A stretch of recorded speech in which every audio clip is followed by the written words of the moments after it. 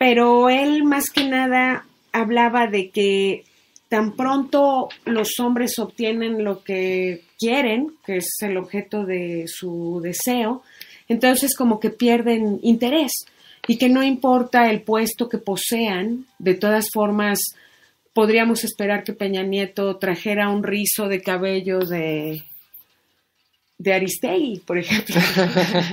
A lo mejor se conocen y se enamoran, no sabemos, incluso ellos pueden caer en esto, ¿no? No importa. Y toda la ansiedad y la miseria que también puede ocasionar el amor. Y también la combinación de las personas nunca va a ser la misma, la combinación de cierta persona con otra y esa primera cierta persona con otra va a dar resultados y combinaciones diferentes. Todas las relaciones son diferentes. Sí, y es la combinación de dos variables, entonces pues cada cosa, cada combinación posible es un mundo, ¿no? Y una trayectoria de vida, en el caso de las parejas. Yo creo que debería ser pensado como con la música, ¿no? Que una pareja debería ser como que uno es junto al otro tienen armonía, ¿no? Es como si tocaras dos notas que suenan bien juntas, ¿no? Y las parejas que no funcionan de plano se escucha dos cosas diferentes. Entonces, y bueno, con algunas personas podrás hacer armonía y con otras sencillamente no, ¿no? Y punto. Sí, aquí dice que si, por ejemplo, a ti te interesa alguien que la verdad no te conviene porque tiene varios aspectos que son antagonistas ya de entrada. No se necesita ser muy observador para darse cuenta que eso no funciona y sin embargo la persona está ahí necia. Schopenhauer se fue tan lejos que llegó a decir que de aquí de lo que se trataba era que naciera un cierto hijo que se necesitaba que fuese engendrado y que los hijos realmente son el único fin, el único verdadero fin incluso de toda novela de amor. Se trata de que los enamorados, aunque ni cuenta se den, lleguen a tener cierto hijo, porque cierto hijo que ellos tengan de su especie es necesario para que la especie se prolongue. Uh-huh. Entonces, todas las especies, todos los humanos están buscando la mejor pareja para procrear. Y de eso es de lo que se trata el amor, nada más. Es una fuerza demasiado grande, por eso es tremenda, porque es la voluntad de vivir que se manifiesta en toda la especie. Entonces, realmente cuando nosotros decimos que estamos enamorados, realmente estamos, según Schopenhauer, llevados por el instinto y no precisamente amor, porque al fin de cuentas lo que se quería era tener un bebé y siempre buscando que sea el más puro de la especie, ¿no? Y bueno, esa es una de las ideas que tiene Schopenhauer.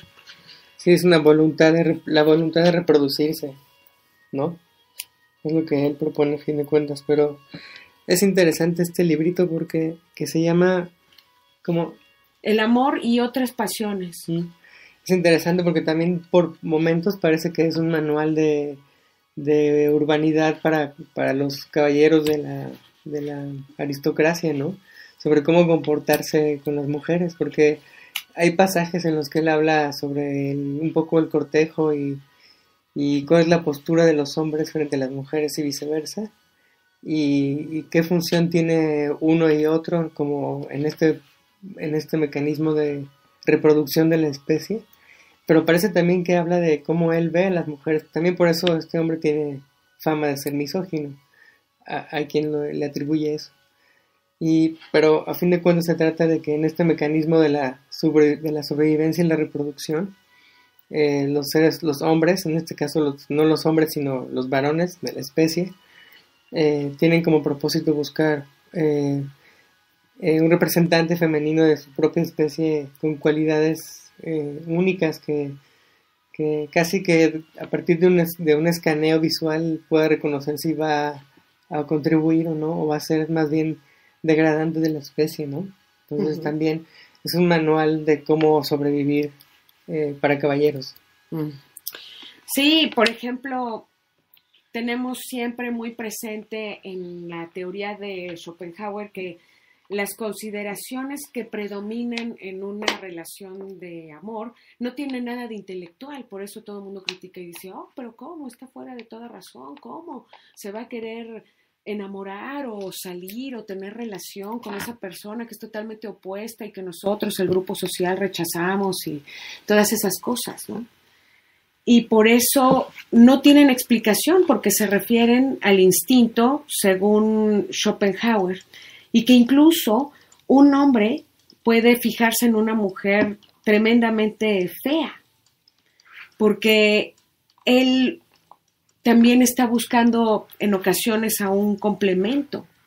O sea, sí puede, también habla de ese tipo de cosas y cómo todo se rige y eso que tú estabas diciendo de que se estaban así echando miraditas y checando y todo, Schopenhauer dice que es una minuciosa inspección, es una meditación del genio de la especie. Ya eso él se refiere con el instinto que dirige e impulsa todas estas comportamientos, intenciones, la meditación del genio de la especie.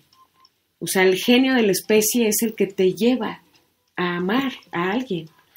Definitivamente está diciendo Schopenhauer que si un hombre va a buscar a una mujer, aunque él sea mayor, va a buscar a una mujer mucho más joven, porque aquí lo atractivo pues es embarazarla y tener un hijo con ella, ¿no? Y cuando las mujeres están fuera de esa posibilidad o de esa edad, entonces no, eso no lo tolera ni siquiera Schopenhauer. Yo creo que por eso dicen que es misógino. Sí, quizás. Y bueno, yo pienso que a la gran pregunta de qué significa el amor o qué es el amor, pues queda claro que no existe una definición universalmente compartida, pero que podemos pensar que, por lo que has dicho de este hombre, que el amor, lo que significa para una persona o para un grupo social, depende de cómo conciben al ser humano y a la vida misma, ¿no? En este caso es muy claro que si Schopenhauer pensaba que el mundo era una calamidad y estábamos condenados a repetir, por ejemplo, o sea, lo que está sucediendo es que el amor es visto como un engrane en todo ese mecanismo, ¿no? Patético. Y evidentemente esa es su visión del amor. Quizás si tú tienes otra visión del mundo y otra visión de la humanidad, o de lo que es el ser humano, entonces quizás tengas otra definición de lo que es el amor. Y yo creo que una pista para nosotros, en lo más personal, para saber cómo concebimos el amor, podemos pensar cómo nosotros mismos concebimos a los seres humanos. Creo que sí, pero nos preguntamos a nosotros mismos eso, de ahí tendremos que derivar una definición propia de lo que es el amor.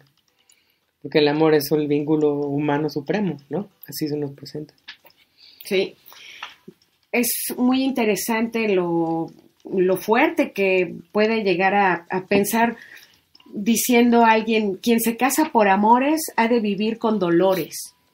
Y es popular la creencia de que es mejor casarse con alguien que no te tenga demasiado enamorado o enamorada, porque si no esa persona te va a maltratar por dejado, ¿no?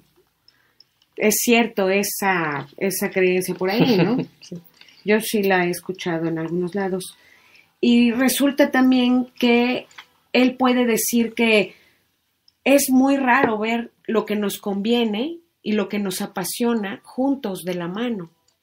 Entonces, en una unión de pareja o se logra una cosa o se logra la otra, pero no necesariamente la persona que te apasiona te conviene, sino que lo más probable es que no te convenga y por eso te apasiona. Él piensa que no se puede combinar la conveniencia con la pasión. Pues no, por supuesto que no. Si la conveniencia es la perpetuación de la especie, pues no. Es muy grave lo que se perdería, ¿no? Desde su perspectiva. Él también dijo que son muy escasos los matrimonios felices, porque la esencia del matrimonio es tener como principal objetivo no la generación actual, sino la generación futura. Lo que importa es el futuro, no importa lo que se haya hecho. Bueno, pues ¿cómo van a...? Entonces, en esa definición de matrimonio es evidente que los matrimonios sean por definición un hoyo terrible ¿no? Porque si hay alguien que es un verdadero mecanismo, que es la palanca de todo esto de la reproducción, es justamente la institucionalización de todo esto que dice Schopenhauer, y me refiero a la familia, al matrimonio, ¿no? Etcétera, a la reproducción de la especie, pues ritualizada, porque uno puede reproducirse de muchas maneras, pero decidimos los seres humanos hacerlo así, con familias y con rituales de matrimonio y no sé qué, y entonces así podemos reproducir la especie. Pero los matrimonios, como en nuestra sociedad contemporánea por lo menos, pensamos que son terribles porque realmente son los primeros, las primeras personas que son realmente utilizadas para fines que son superiores a ellos. En un sentido podemos decir que son como obreros del trabajo más duro, ¿no? Como del acero contra el acero. En ese plano están las familias, ¿no? De reproducir la cosa. Uh-huh. Entonces, pues no me extraña que no sea exactamente una institución feliz. Sí, es como se está reproduciendo la especie y resulta que hay muchísimas especies. Estamos muy divididos por especies y muchas cosas nos definen como especies, según lo que yo estoy viendo. Por eso hay una gran división en pequeños, incluso vecindarios, incluso hasta los vecinos se tienen recelo, no se llevan bien, estamos muy divididos. Y eso ocasiona que sintamos que tenemos que sobrevivir sobre las otras especies. Y creo que estamos así ahora. Nos sentimos de una especie diferente porque hay mucha actividad delictiva en las calles y nosotros definitivamente no pertenecemos a eso. Somos de otra especie y así hay muchas especies, hasta por hobbies. Hasta por hobbies. Sí. Pues sí, es que somos una especie sola, ¿no? La especie humana, pero estamos tan diversificados que realmente, efectivamente, parece que somos incluso de otros planetas unos y otros, ¿no? Porque tenemos un rasgo común, que es el más amplio y a fin de cuentas el más ambiguo, que es que compartimos el carácter del ser humano, pero fuera de eso, todo parece que está destinado a como una explosión a cada vez más a separarse y a alejarse unos de otros, ¿no? Eso es lo que parece que está pasando. Entonces sí, hay algo ahí, un mecanismo extraño que se está ahí activando, una especie de especiación pero cultural, porque bueno, no sé, hasta por apariencia o no sé cómo nos organizamos. Claro, las divisiones de negros, de asiáticos, de americanos, de latinos, como lo hacen en Estados Unidos, es el claro ejemplo de que no importa que por más clases de antropología que tomemos, por más que digamos que somos seres humanos todos ahí, hay una política de la clasificación de las personas por su aspecto, por características, no solo por su aspecto, sino por las características que les son atribuidas, no únicamente, o sea, y entonces se genera hay una gran política de la distinción social. Ahí son expertos en distinguir a unos de otros, y cuando llegas a esa sociedad, que es muy interesante para mí, llegas y estás clasificado de antemano, ¿no? Entonces, claro, la noción de libertad que tendrán ellos, pues ya te imaginas, ¿no? Pero sí parece ser que eso está ocurriendo. Sí, de hecho, él está también hablando, dejando de lado un poco el tema del amor, porque es bastante seco y como que dice las cosas y así se quedan y ya. Y luego habla sobre el egoísmo como un resorte de acción humana, que son 3, y uno de ellos es el egoísmo, y que siempre estamos pensando cuando conocemos a otra persona, si esa persona nos puede ser útil en algo.